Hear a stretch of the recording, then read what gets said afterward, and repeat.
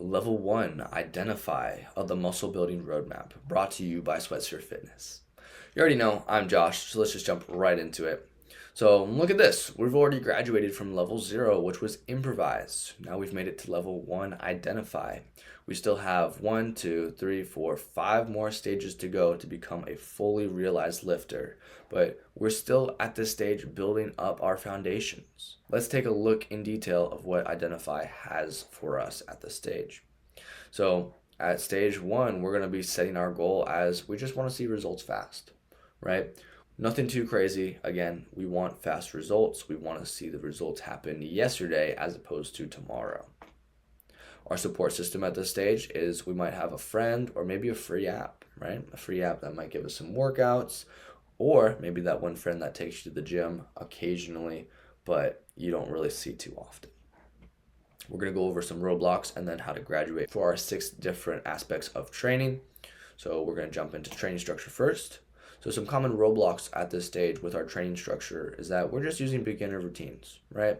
So following a basic beginner routine without much customization. We might be doing body weight or dumbbell circuits a few times per week. Unsure if the workouts are actually building muscle or just maintaining. Routines feel generic, not tailored to personal goals or progress, and we might be stuck between doing something and wondering if it's the right thing. So this is awesome. You're already starting to work out and you have some consistency built into your program, but you don't know if you're actually seeing the results that you want to see, so we need to tailor some things up. Doing something is not the same as doing what works, but it is better than doing nothing. So proud of you for being here. In order to graduate, we want to upgrade from random workout routines to goal-based programming. So we're going to match the training to your goal. Align your routine with a clear goal, muscle, fat loss, or strength. This could mean that when you have your days to do some exercises, you might want to pick, if you want to build your chest, pick some exercises that are going to be more chest related and start thinking for yourself as a lifter and learn a little bit more when it comes to how to hit certain muscles or what kind of muscle groups are active during certain exercises.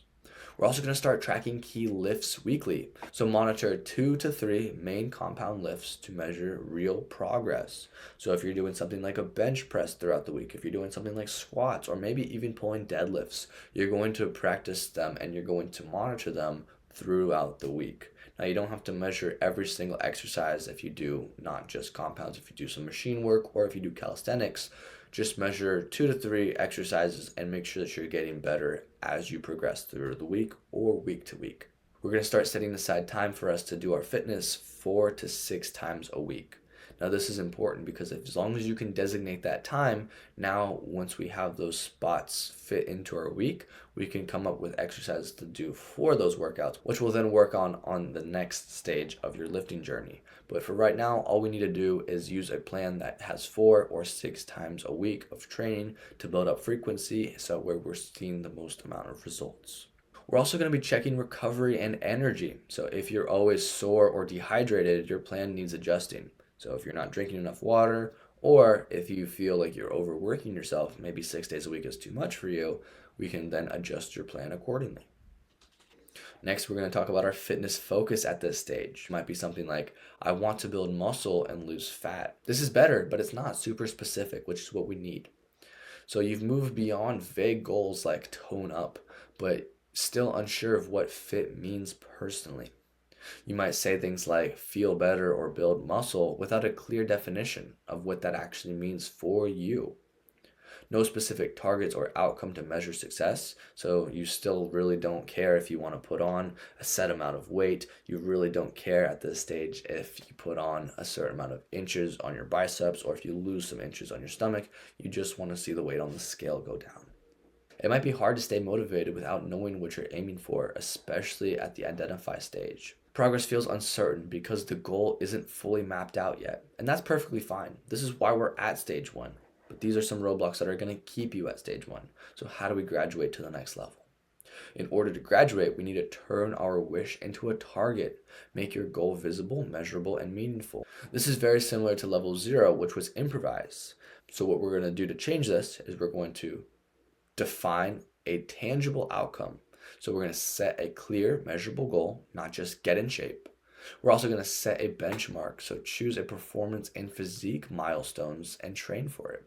So that could be something like training for a 5K race and setting up little mini wins throughout your progress that you can use as milestones as you get to the big goal. You can also set benchmarks with maybe the weights that you're lifting in the gym or with the weight that you're trying to get down to. So, say you lose 5 pounds, that should be a little milestone. If you're trying to lose 20 pounds, you're already a fourth of the way there, and this can help you keep more motivated as well as making your goal feel more attainable and meaningful to you. We're also going to find your why. So, anchor your goal to a deeper emotional reason that truly matters. So, this stage is where we're really finding out what fitness means for us and why we want to maintain a healthy lifestyle.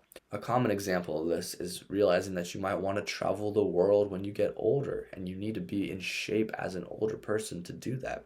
So, changing your fitness and your health now will set you up for success then. Another common, deeper emotional reason might be you want to feel stronger and have more muscle mass so you can feel more confident. Next, we're going to commit for 12 weeks. So we're going to focus on one single goal with full effort before reevaluating. So we're going to really lock down what it means for us to be in shape or get fit. And we're going to stick to that for the next 12 weeks without any change because it takes time for you to see change. Maybe that's dropping weight, maybe that's building muscle, maybe it's a combination of both, but you're going to commit to it for 12 weeks and stick it out and do the things that you need to do in order to see results. So let's talk about nutrition at this stage. So at stage 1, identify we're just trying to eat better, which is great. Things that might be keeping you here is you might be moving past fad diets, but still guessing what healthy really means for you and your goals. Eating habits are inconsistent, clean one day, skip meals the next day. You might not get any clarity on how much food or what types support your specific goals. You also might be unsure if you're eating enough to build muscle or cutting enough to lose fat. Nutrition feels like effort without direction, and it's just kind of a pain at this stage. So how do we graduate to make it simple? We're going to start understanding the basics of nutrition as a tool, not a punishment. So how do we do this? We're going to learn your calorie needs. Know how much you need to eat based on your specific goal. Don't rely on guesswork. We're also going to start understanding your macros. So learn how proteins, carbs, and fats support muscle, energy, and recovery. We're also going to start tracking simply. So use an easy method to build awareness. You can take photos of your food or take quick logs of your protein servings. So we don't have to track everything so far at this stage, but we do want to start understanding our macronutrients, where we go into detail about more protein, more carbs and fats, and how they come together to bring us energy throughout the day and help us build muscle and lose fat. We're also going to eat strategically, not just clean. We're going to focus on fuel and consistency, not just perfection and restriction.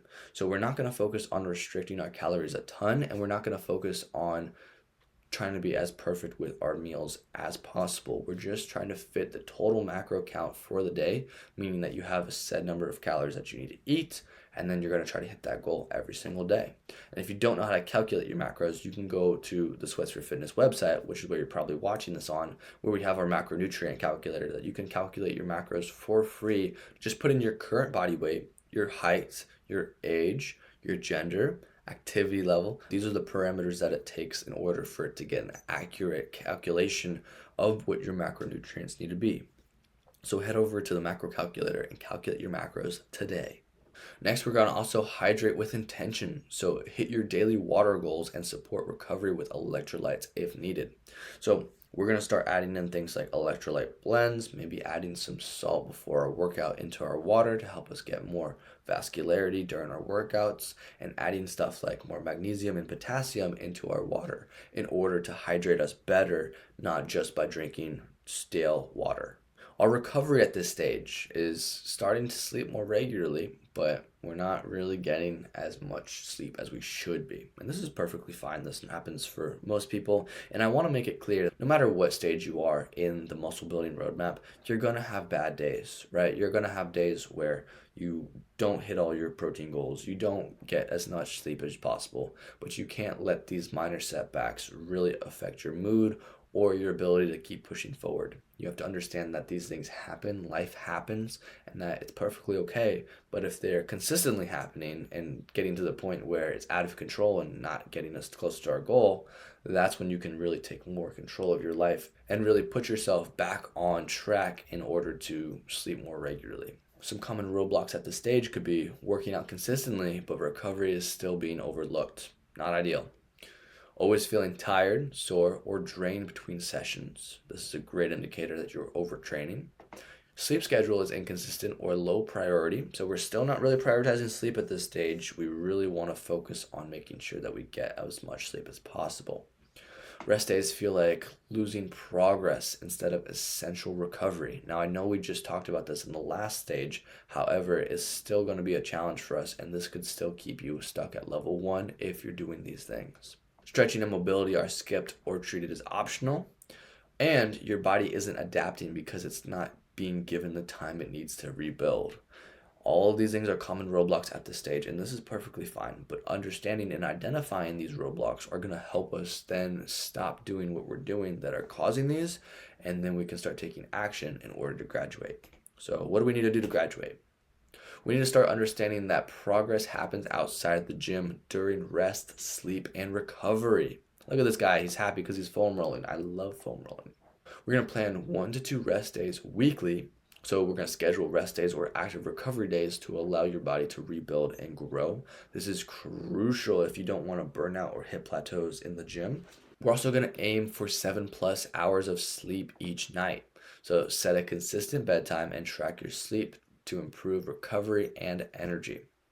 We're also going to cool down after workouts. Add about 5 minutes of stretching or foam rolling to reinforce recovery habits. Now, this is not something that you have to consistently do for the rest of your training career, but it is something to throw in at the end of your workouts to break up the lactic acid buildup that you've accumulating and the stress, so that way you can then go home and recover a lot easier and you don't have to stretch later in the day. Again, we're going to use hydration plus recovery stack. So we're going to rehydrate post-workout and consider light supplementation to boost recovery. So we can supplement with an electrolyte powder, or we can supplement with eating whole fruits and vegetables that are going to give us the nutrition that we need. We're also going to be logging how you feel. So track soreness, sleep, and energy to stay ahead of burnout and adjust your routine as needed. So making sure that we're going to adjust our routine and track how we're feeling throughout the workout and throughout the week is crucial, because if we're still not recovered enough before our next workout, we're not going to see as much progress. So really identifying what is too much training for us and what is not enough training for us is important at this stage. So our tools and tracking for the stage are, we might be tracking weight occasionally, but again, no data equals no breakthroughs.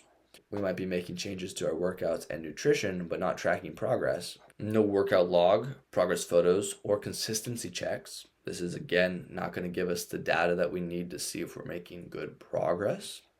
Unsure if you're improving strength, body composition, or habits.